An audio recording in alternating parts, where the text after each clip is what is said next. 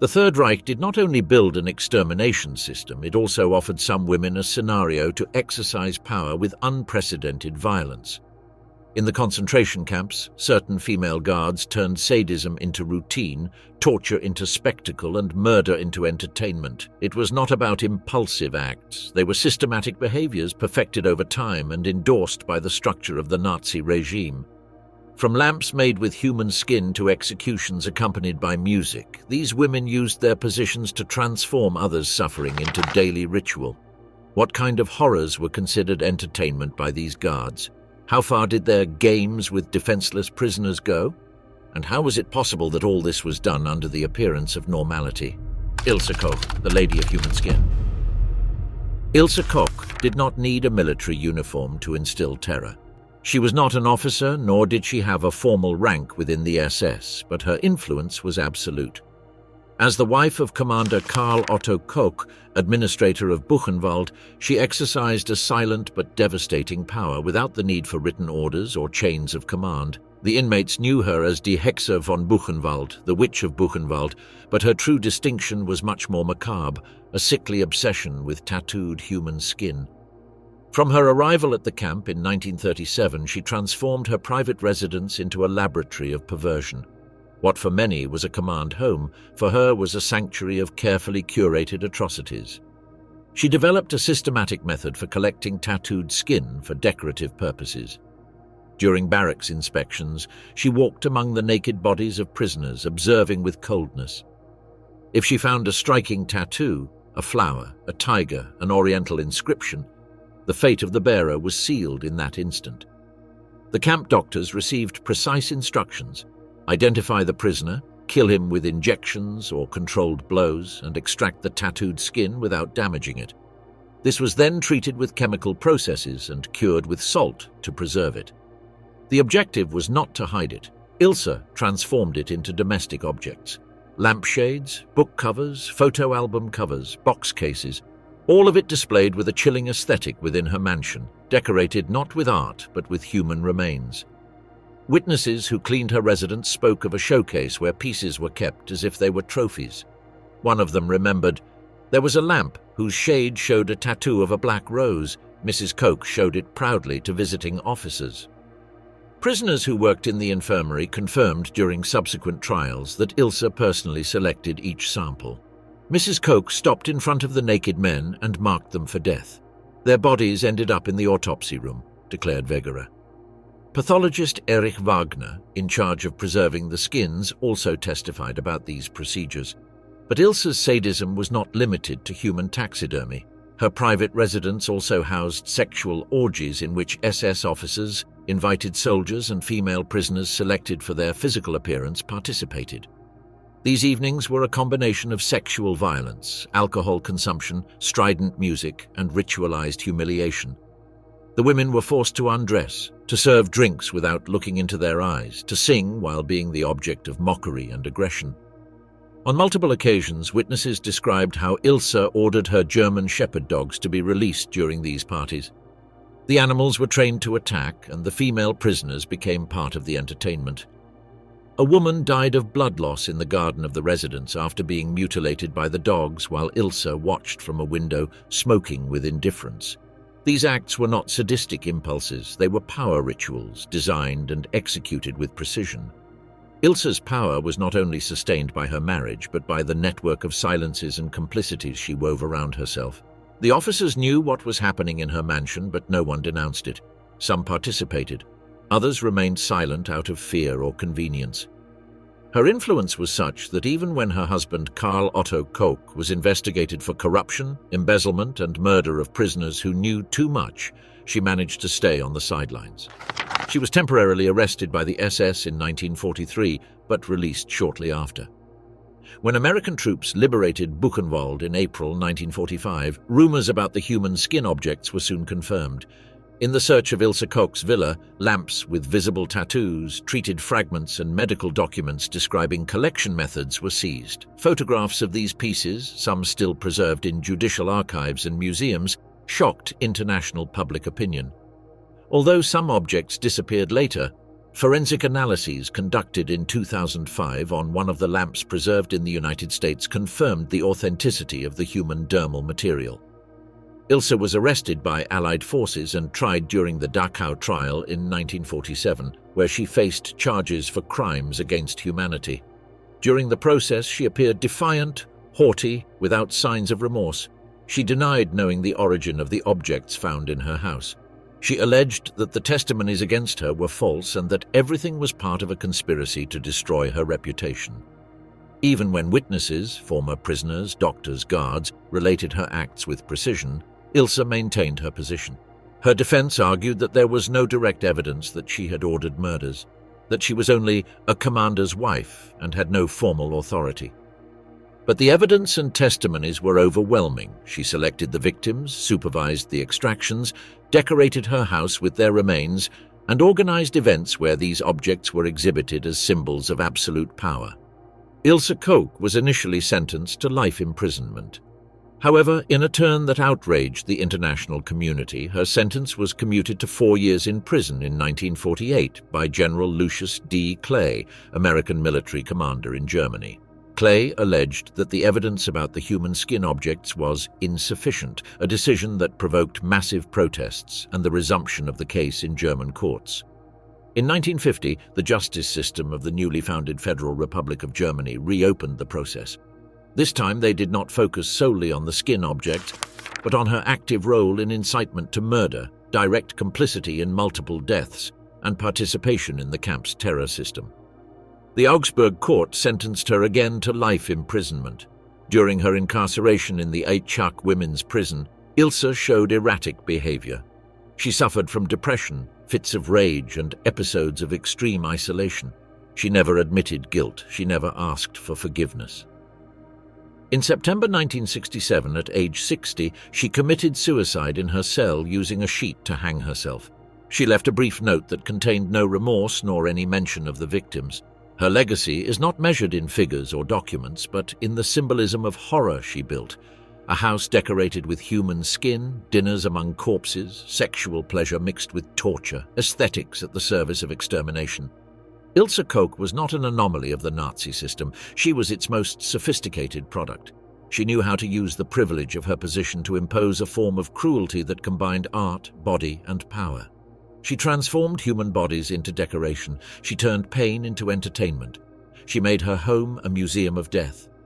Today, her story remains recorded in judicial archives, in testimonies of survivors, and in the museums that safeguard the objects that were not destroyed.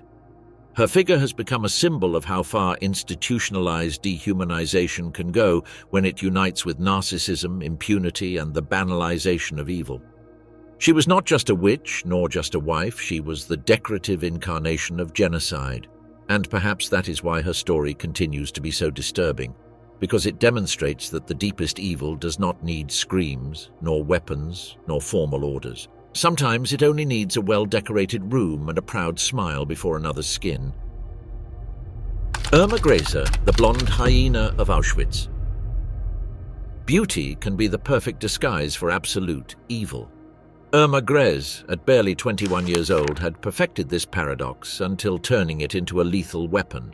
Her youthful appearance, her blonde hair carefully styled, and an almost childlike smile contrasted brutally with the cruelty she deployed every day in the Nazi concentration camps. Known as the blonde hyena of Auschwitz, she became the youngest female guard sentenced to death for war crimes after World War II.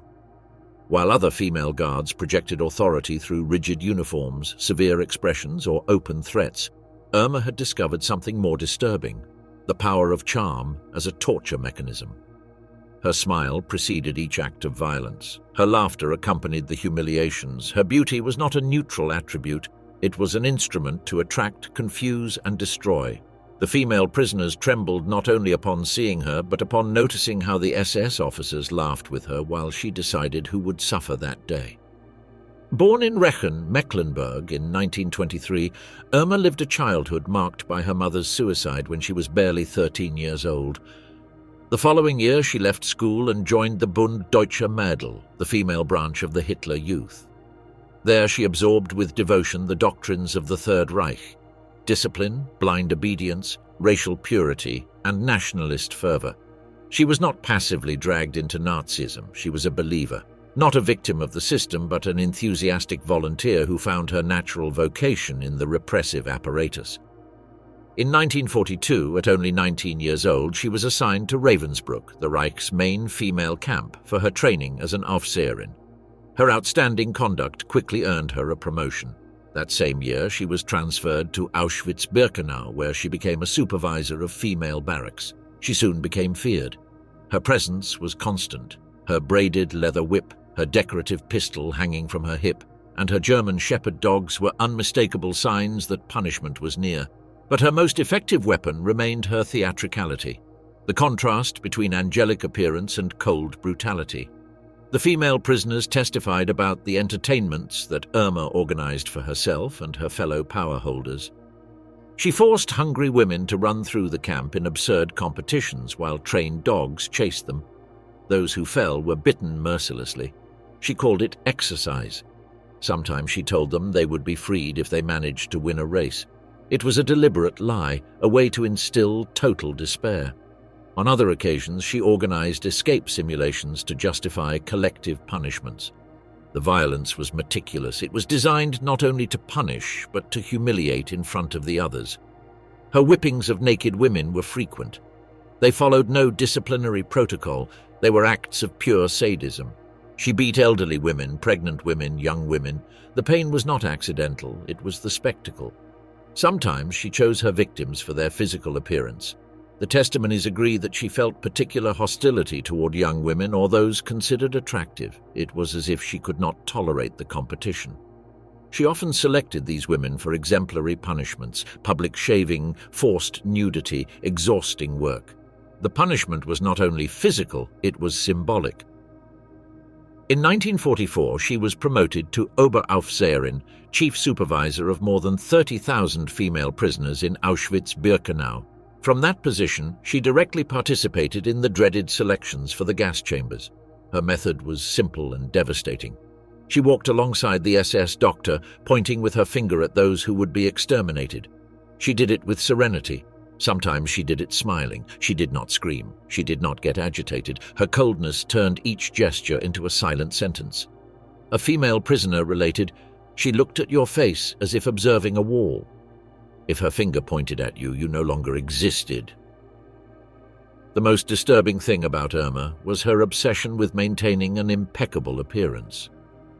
She combed her hair every morning with care, ironed her uniform, polished her boots. Her presence was as striking as it was terrifying. In Auschwitz, they also nicknamed her the Beautiful Beast, for that disturbing contrast between exterior beauty and interior sadism. Her image was not irrelevant. It was part of the power system. Beauty granted her a visual authority that imposed respect among her superiors and fear among the female prisoners. She used her attractiveness to manipulate, to dominate, to humiliate. She was conscious of her effect and exploited it with cynicism. When the Soviet advance forced the evacuation of Auschwitz in January 1945, Irma was transferred again to Ravensbrück and shortly after to Bergen-Belsen, where she remained active until the end. The camp, collapsed by diseases, hunger, and extreme overcrowding, became a death trap for tens of thousands. There, Irma maintained her routine of patrols, threats, and physical punishments. The war was already lost, but she did not stop her conduct. She continued beating, continued shouting, continued supervising with the same sadistic energy. She was captured by British troops on April 17, 1945, during the liberation of Bergen-Belsen. She voluntarily identified herself as a member of the SS without showing a single sign of remorse. Her haughty behavior, her arrogant body language, her impeccable posture, everything indicated that she did not expect to be punished. During the Lüneburg trial, which began in September 1945, the testimonies were devastating. A survivor described her thus: "She had the beauty of a movie actress and the heart of a beast." Another related that she had ordered the whipping to death of a pregnant woman just for walking slowly. Another accused her of having shot at female prisoners who asked for water. When asked about these crimes, Irma responded with coldness, "Yes, but I was only following orders." However, the evidence demonstrated her criminal autonomy. Testimonies from other female guards, statements from victims, and internal documents showed that Irma not only executed orders, she made decisions on her own initiative. She enjoyed what she did. She turned it into theater. During the judicial process, her behavior generated controversy. British observers noted her haughty, almost provocative attitude. She never cried, she never begged, she kept her head high. She seemed more worried about her hairstyle than about her fate. Some journalists claimed that during court recesses, Irma touched up her makeup in front of a mirror. Her coldness disconcerted even the judges. On November 17, 1945, she was sentenced to death by hanging. She was only 22 years old. She was executed on December 13, 1945, at Hamel Prison, along with other condemned from the same trial. She went to the gallows without crying or trembling, dressed in a navy blue suit, her hair styled in soft waves, her face expressionless. She did not pronounce a final word. She died without resistance. Her body was buried in an unmarked grave. The figure of Irma Gress has remained in historical memory as a specific incarnation of evil. Not the loud and uncontrolled evil, but the evil that disguises itself as normality, that presents itself with a serene face and sweet voice. She represents a unique category of criminals, those whose brutality is expressed with aesthetic precision. She turned violence into spectacle, punishment into choreography, suffering into personal entertainment. She was not a commander. She did not design gas chambers. She did not draft laws, but her role was equally lethal. Executor of a system that needed daily executioners. Her story, backed by official archives, trial reports, and multiple testimonies from survivors, demonstrates that the most absolute horror can dress itself with the most beautiful face. And that, perhaps, is the most terrifying lesson of all. Maria Mandl, the director of musical hell. In the universe of Auschwitz-Birkenau, where extermination had reached industrial levels, Maria Mandl introduced a particularly perverse dimension: music as an instrument of psychological control. As chief Aufseherin of the female camp, she not only organized executions and selections, but orchestrated a system where melodies became the soundtrack of mass murder.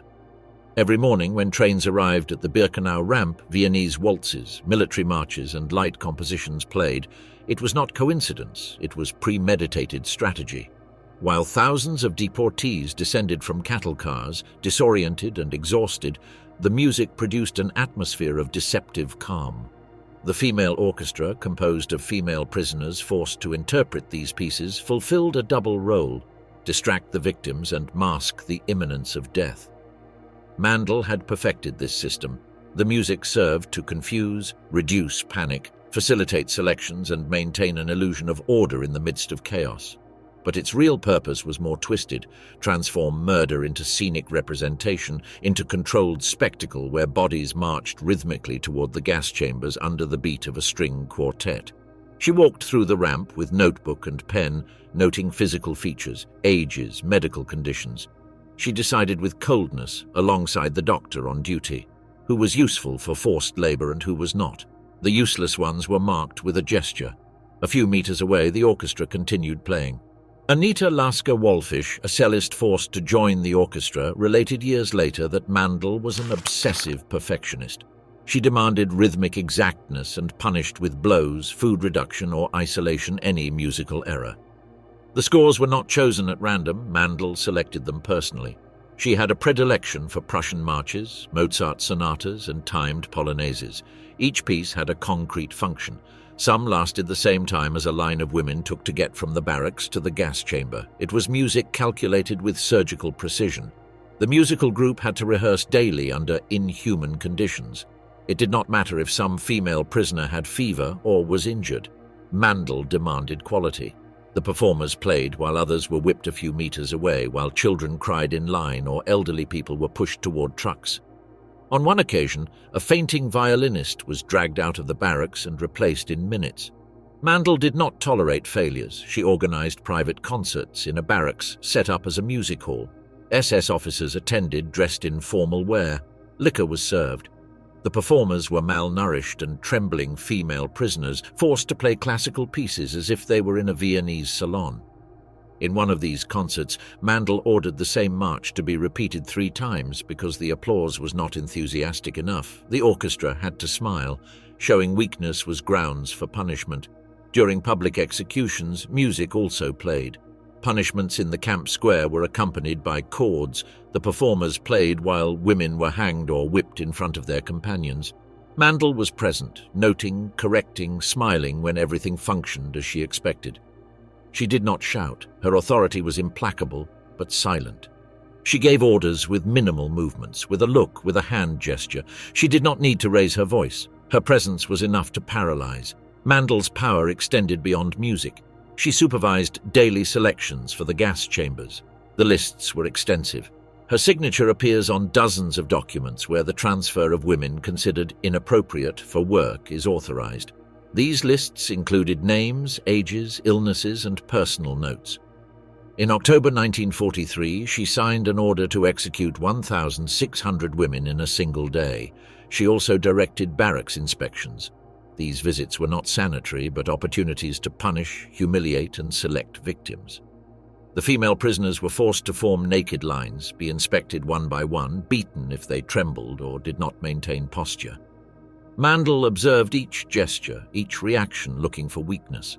She did not do it out of sadistic impulses, but as part of her method of terror management.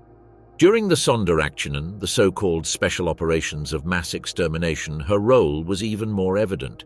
She coordinated the transfer of hundreds of women in a single day. She ensured that the process was not interrupted, that the rhythms were met, that the extermination continued without incidents. Her obsession with precision went so far as to time the transfers from barracks to chambers. A poorly calculated march could ruin her staging. The testimonies agree on her neat appearance, always ironed uniform, shiny boots, meticulous hairstyle. She never showed an emotion that was not planned. She walked among the lines like an invisible orchestra conductor, tuning the mechanism of death. Polish archives contain more than 60 documents signed by her, among them transports from the female camp to the crematorium, requests for expansion of execution quotas, and evaluation notes on the performance of the inmates. In a letter addressed to Commander Huss, Mandel suggested the creation of a rotating punishment system to maintain order without exhausting the personnel. She was arrested in December 1945 by American troops. In her detention, marked scores with handwritten instructions, execution lists, and private letters where she boasted about the order achieved in the Birkenau female camp were found. In the Auschwitz trial, held in Krakow in 1947, her name headed the accusations against administrative personnel. The witnesses did not hesitate to describe her as the most efficient executor of the system. She did not shoot, she did not torture with her own hands, but she organized and validated each step. She delegated horror with a slight smile and a symbolic baton. She was sentenced to death and executed by hanging in January 1948. In the final record, she is described as serene and without signs of remorse. Elisabeth Volkenrath, the Whip of Ravensbrück. 5 in the morning, Elisabeth Volkenrath began her daily routine, getting up in the guards' barracks, dressing in her impeccably ironed uniform, checking that her rubber baton was in perfect condition. Then she went out to execute what she mastered best, breaking human souls with Prussian methodology. Her day transpired between Ravensbrück, Auschwitz-Birkenau, and Bergen-Belsen, perfecting a routine of terror that turned each day into predictable Calvary.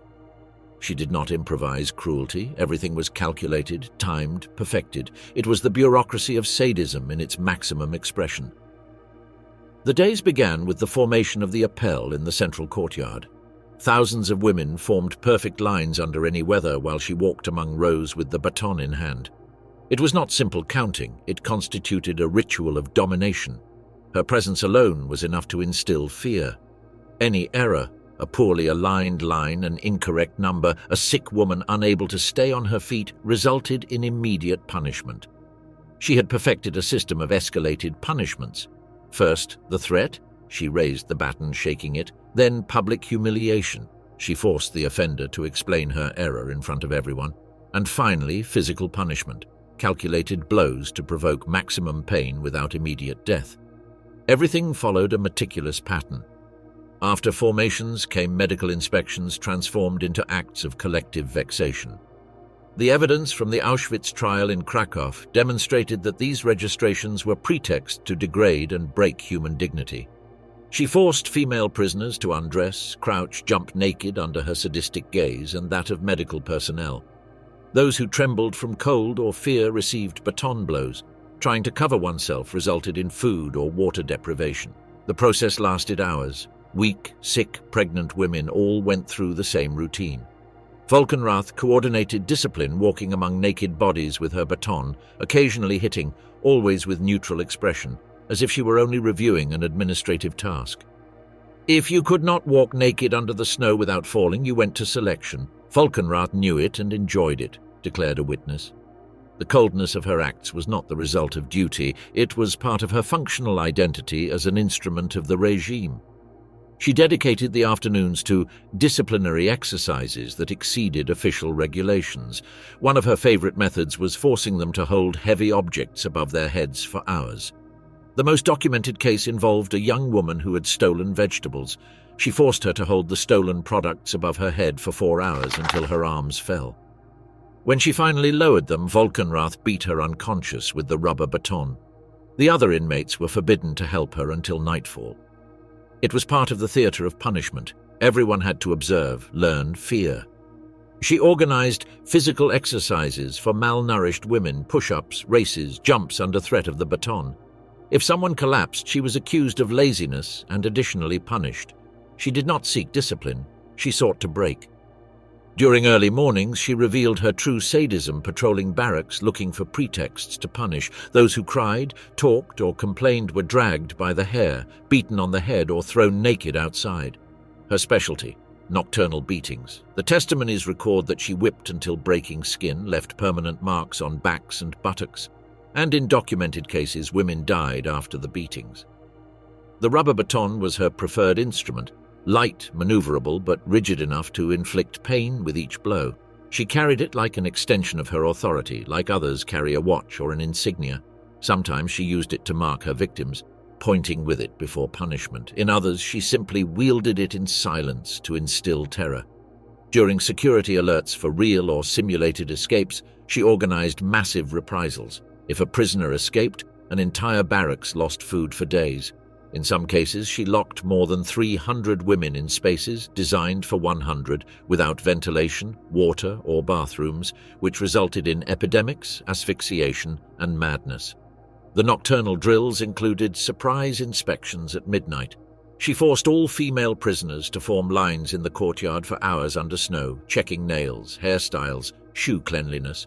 Cruel paradox in an environment without soap, clothes, or sufficient food. Her method was invariable. Wake everyone at 2 in the morning, force them to go out in underwear, form them in the courtyard, keep them until dawn.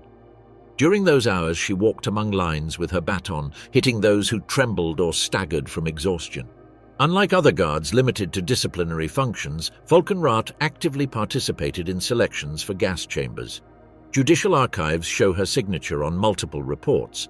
Her authority was not symbolic, it was functional. She decided who was experimented on, who died, and who survived one more day. A report presented as evidence indicated collective punishment, 10 inmates whipped for refusing to sing during morning formation, authorized by E. Volkenrath. During selections, she maintained order, ensuring that women chosen to die did not resist. She walked among lines with the baton, identifying the weak, sick, or problematic. She did not need to speak. Her gaze was enough for a woman to know that her fate was sealed. She also applied additional punishments to those she considered morally corrupt.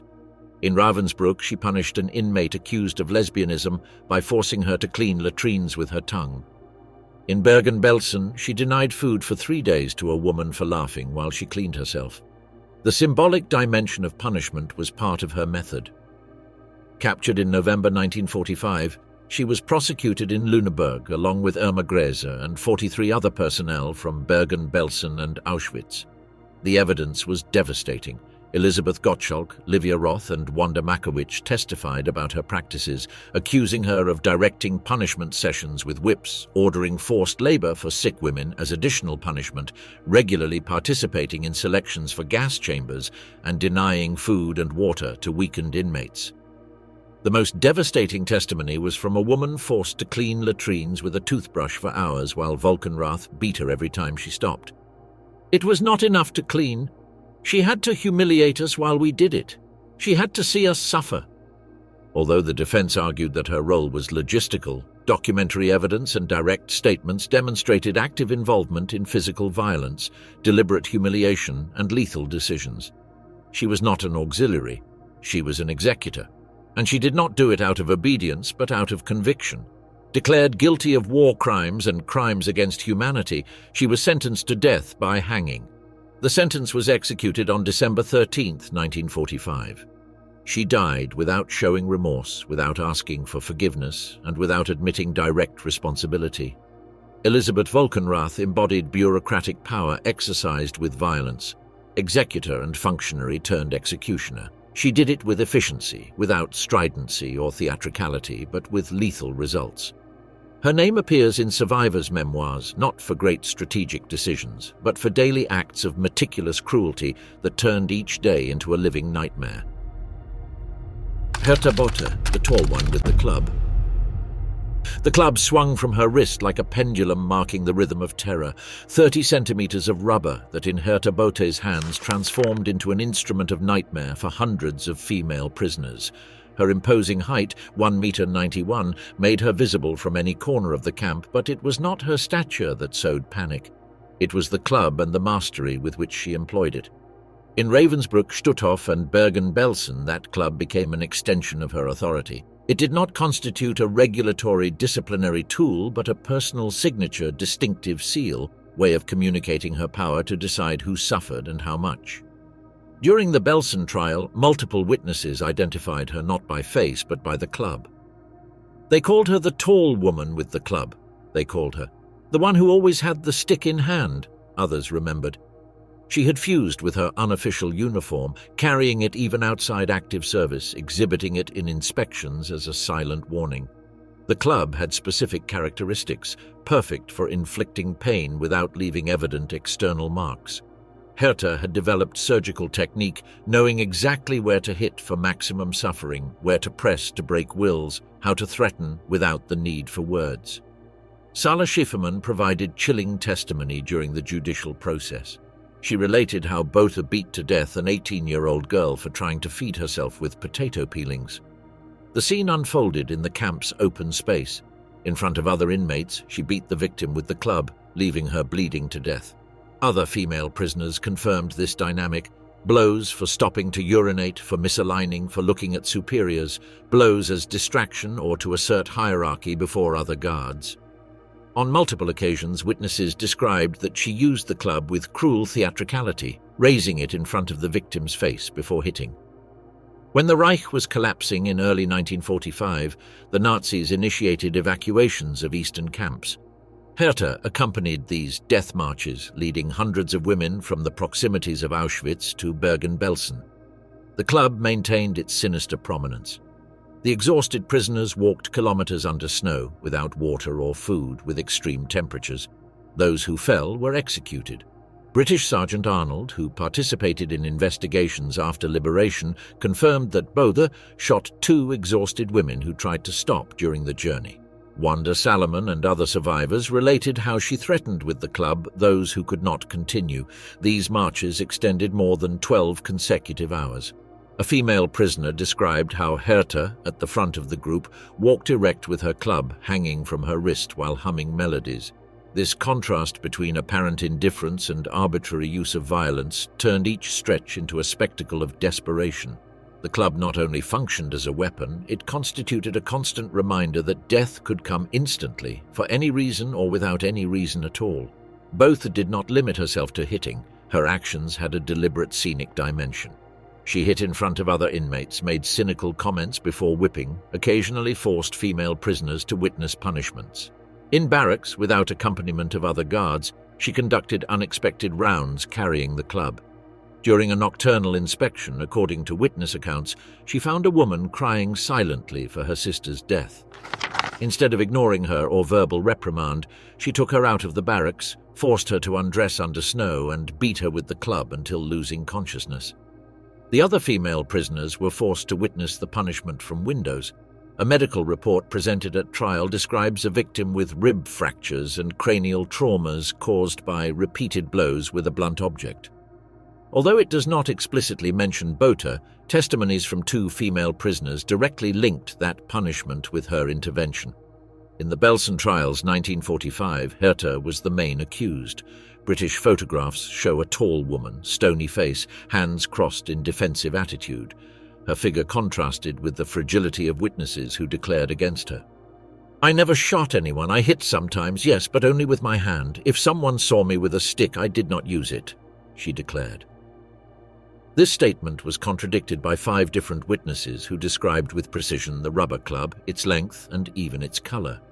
When the prosecutor asked her about Sala Schifferman's testimony, who witnessed how she beat to death the 18-year-old girl, Botha responded, "That did not happen. If it happened, I do not remember it. If I remember it, it was necessary." The prosecutor read a British report from the liberation of Bergen-Belsen describing how several female prisoners pointed to the tall woman with the club as responsible for at least 3 confirmed deaths. Although she never confessed those murders, the weight of evidence was sufficient for conviction. Sentenced to 10 years in prison, she was released in December 1951 after serving only 6 years. She did not register subsequent public declarations, except for a television interview decades later where, far from showing remorse, she justified her role as part of the system. In that interview, recorded in 1999 but transmitted years later, she showed herself defensive when asked about her decision to be a guard. Her response was revealing. "Did I make a mistake?" The mistake was that it was a concentration camp, but I had to go, otherwise they would have put me there myself. That was my mistake. This declaration summarizes her mentality: total absence of remorse for deaths caused or suffering inflicted. Her only mistake had been the context, not her actions. The club for her had been simply a work tool. Herta Botha died on March 16, 2000, at age 79. Her story was recorded not for having devised the system, but for embodying it with coldness and precision. The rubber club became a symbol of ordinary power exercised without limits, the capacity of common people to exercise absolute authority over other human beings. She was not a psychopath nor a pathological sadist, but a functionary who found in terror her way of asserting authority. The club represented the physical emblem of the right to punish, to decide who suffered and how much, a perfect example of how power without restrictions can turn any person into an executioner of their fellow human beings. Hildegard Lechert, the sadist of Majdanek. Krwawa Brigida, Bloody Brigitte in Polish. The female prisoners of Majdanek needed barely weeks to baptize Hildegard Lechert with a name that perfectly summarized her essence. It was not simply cruelty or violence, it constituted pure sadism, methodized, turned into macabre art. From her arrival in October 1942, she built her reputation blow by blow, humiliation after humiliation, death after death. Her fame transcended the female barracks. Male guards knew her, SS officers spoke of her. She had transformed into a legend of horror within horror itself. She arrived as a trained nurse, but discovered that her true talents resided in another type of medicine. Her first week was enough for female prisoners to identify her as a different threat. She did not limit herself to following orders or applying regulatory punishments. She innovated, improvised, enjoyed. Her arsenal included pistol, whip, and German shepherd trained to attack. But her most powerful weapon was her sadistic imagination.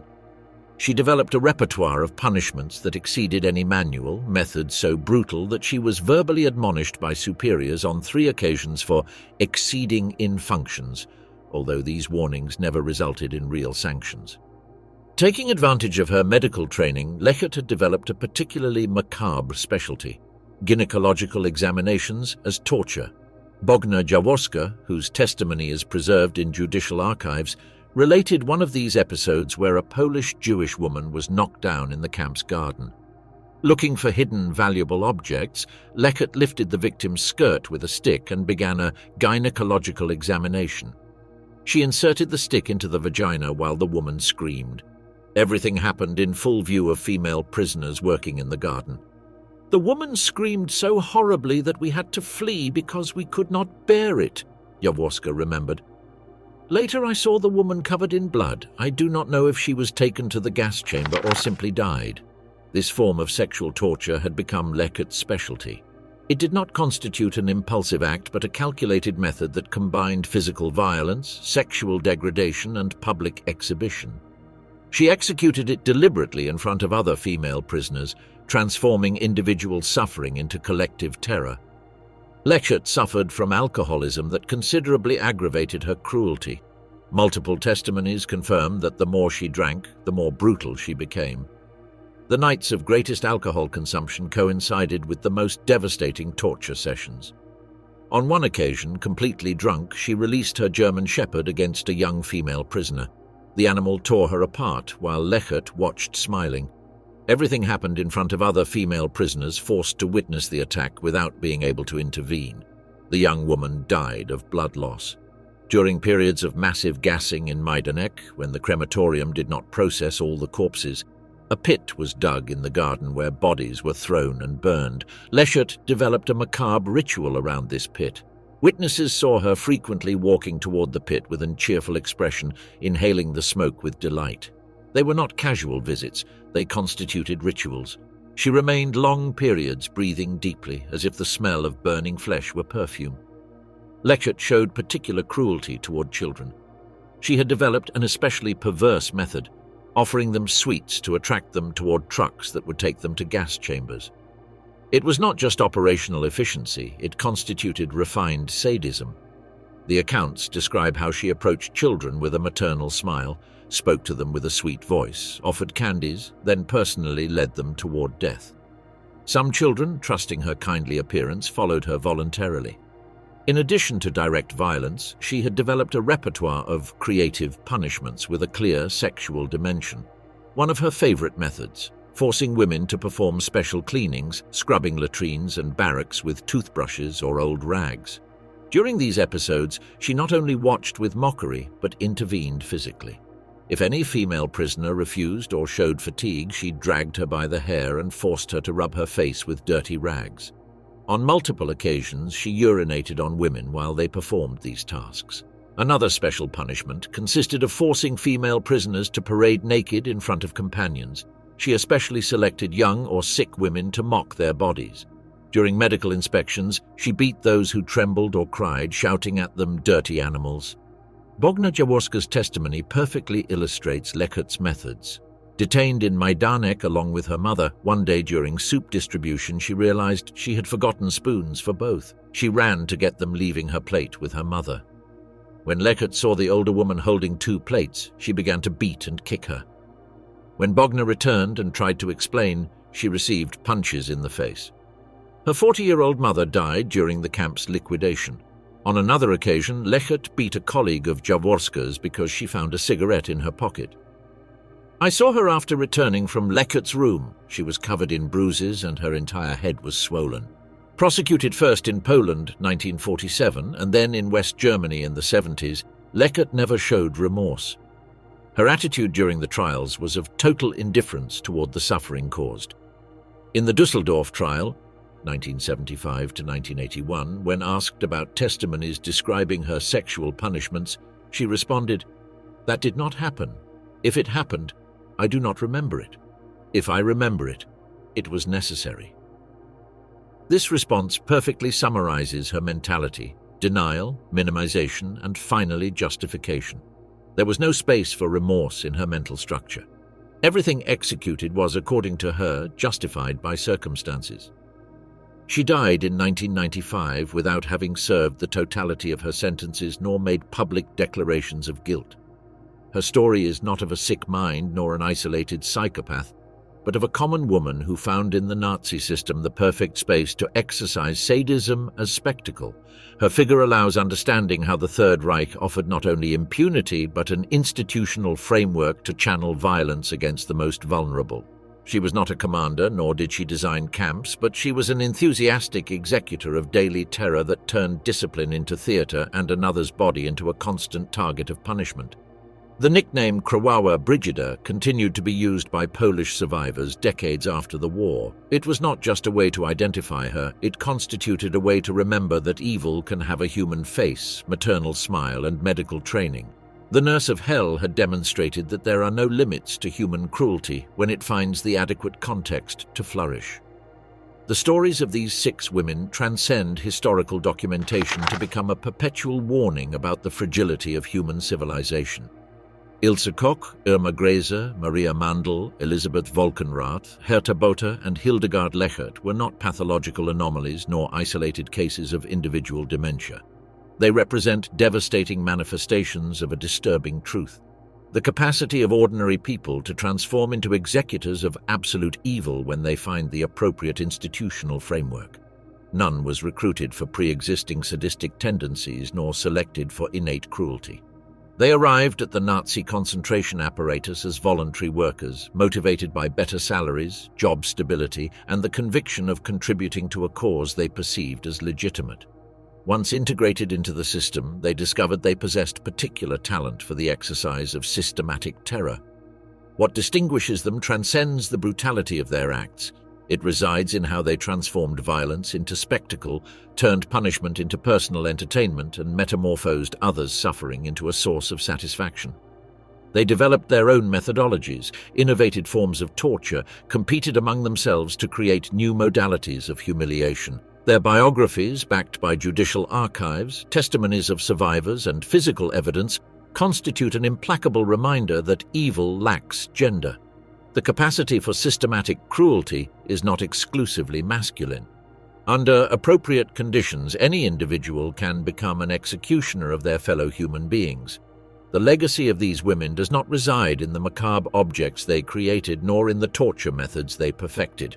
Their historical importance resides in the warning they represent. Civilization constitutes an extremely thin layer, humanity is a fragile varnish, and we all carry the capacity for both absolute good and absolute evil. Their memory must be preserved not out of morbidity but out of historical necessity. To remember the extremes of human degradation possible, to honor those who suffered under their dominion, to ensure that unlimited power is never again allowed to transform human beings into beasts. The entertainments of these Nazi guards were not only crimes against direct victims, they constituted crimes against humanity entire, against the fundamental idea that human beings deserve dignity, respect, and compassion. Their names must be remembered, their crimes documented, and their victims never forgotten, because ultimately, these women demonstrate that the most absolute evil can present itself with a human face, charming smile, and completely normal appearance. And that, perhaps, is the most terrifying lesson of all.